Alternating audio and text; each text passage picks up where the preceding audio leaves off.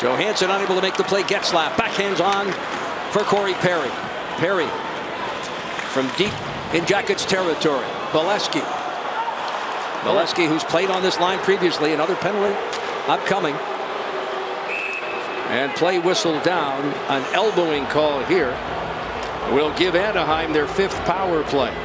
And it was in the near side corner to the left of Sergei Bobrovsky. Corey Perry immediately grabbed his head after he got a hit. David Savard isn't agreeing that it was such a high hit. We'll take a look at it here. Crowd also not agreeing with the call. There you see, it's more of a forearm shiver. Officials are conferring here.